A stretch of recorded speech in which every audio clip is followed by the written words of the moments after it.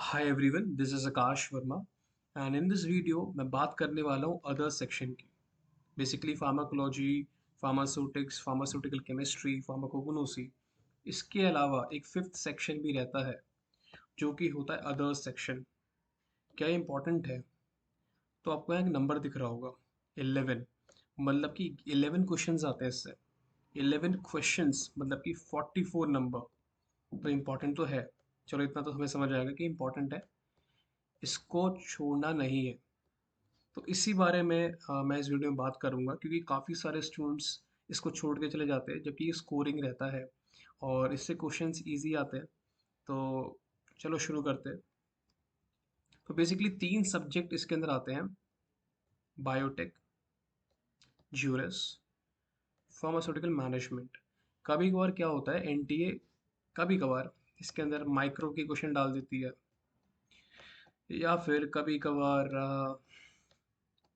कोगनोसी के क्वेश्चन डाल देती है। लेकिन जो मेन तीन सब्जेक्ट है ना, वो यही है। ठीक है, तो आपको इस पे फोकस करने का है: biotech, juris, pharmaceutical management. Now this is a very important slide. और ये स्लाइड मैंने लास्ट 10 साल के क्वेश्चन पेपर को एनालाइज करके बनाई है, जिसमें मैंने नोटिस करा था कि कौन सा टॉपिक ज़्यादा बार रिपीट हो रहा है, मतलब फ्रिक्वेंसी कितनी की है आने की। तो सबसे ज़्यादा जो, अगर पहले हम बायोटेक की बात कर लेते हैं क्योंकि इससे दो क्वेश्चन फिक्स होते हैं हर साल के। तो इससे recombinant DNA technology and products आते ही आते हैं। रिकॉम्बिनेंट डीएनए टेक्नोलॉजी मतलब कि जेनेटिक इंजीनियरिंग, जिसके अंदर हम जीन ट्रांसफ़र करते हैं और नए नए प्रोडक्ट्स बनाते हैं। प्रोडक्ट्स जैसे कि ह्यूमलिन हो गया, इंटरफेरोन्स हो गए, ग्रोथ हार्मोन्स हो गए, अलग अलग चीज़ें आती हैं। तो ये बहुत इंपॉर्टेंट है। आपको इसी लाइन के अंदर नीचे दिख रहा होगा प्रोटोप्लास्ट फ्यूजन। मैंने अलग लिखा है लेकिन ये इसी चैप्टर का पार्ट है।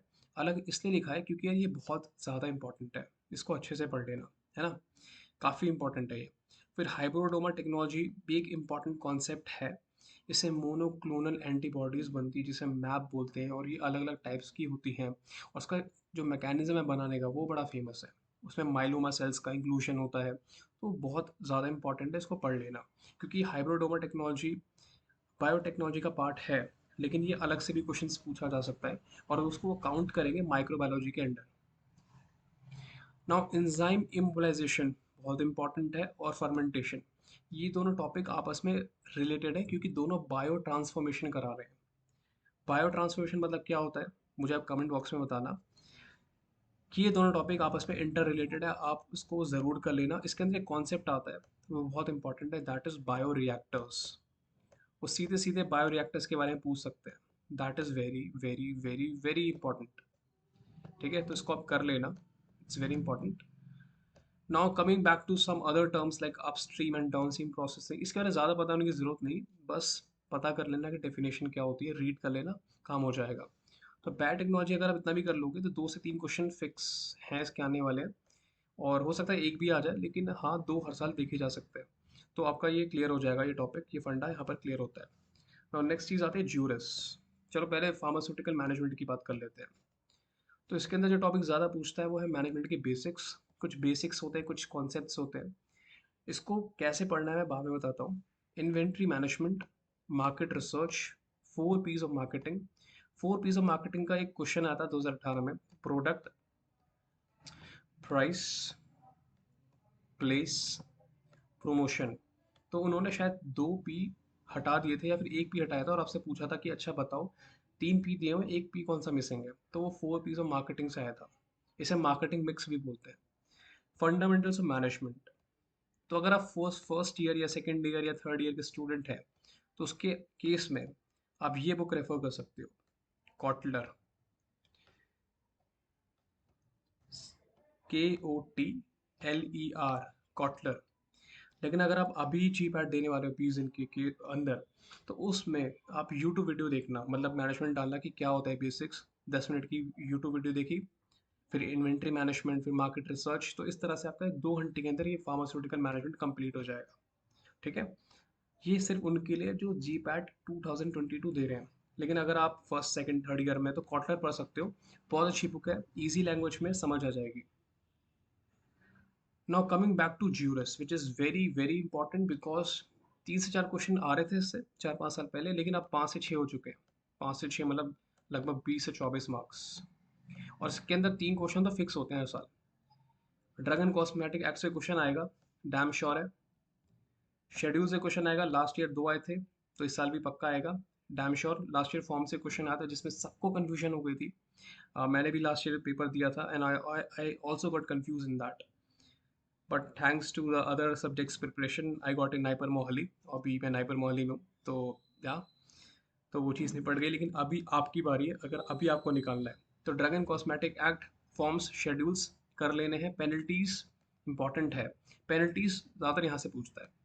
Narcotic drugs and psychotropic substances act, तो ये भी इंपॉर्टेंट है। जो भी चीज़ मैंने यहाँ पे हाईलाइट करी है वो बहुत ज़्यादा इंपॉर्टेंट है। पेटेंट एक्ट इंपॉर्टेंट है। Drug and medical remedies act important है। Medicinal toilet preparation act, MTP that is medical termination pregnancy act, DPCO और सीपीए, इसको आप ऊपर ऊपर से भी पढ़ोगे तो काम चल जाएगा।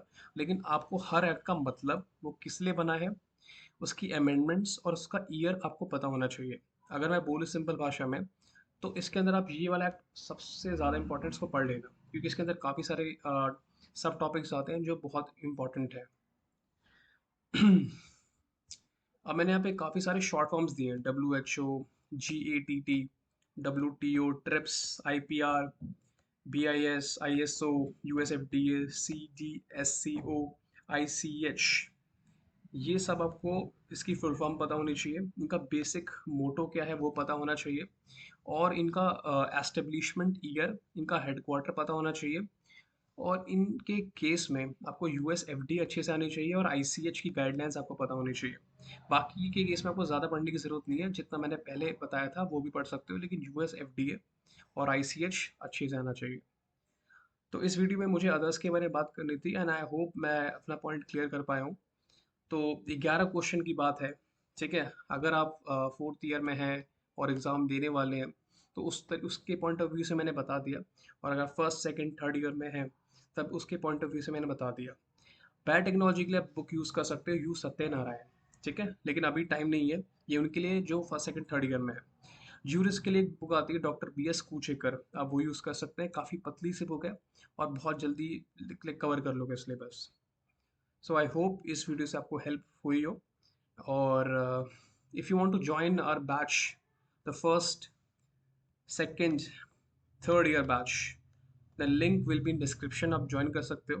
And we have started to take the mock tests, तो मॉक टेस्ट रहेंगे और वो एप्लीकेशन पे रहते हैं। You just have to ping on WhatsApp पे मैसेज करो, then we'll add you in the batch and you will be able to give mock tests every weekend. Sunday को मॉक टेस्ट रखते हैं, और इस बार थर्ड ईयर के लिए capsule का टेस्ट है, और फर्स्ट एंड सेकंड ईयर के लिए स्केलेटल सिस्टम का टेस्ट है।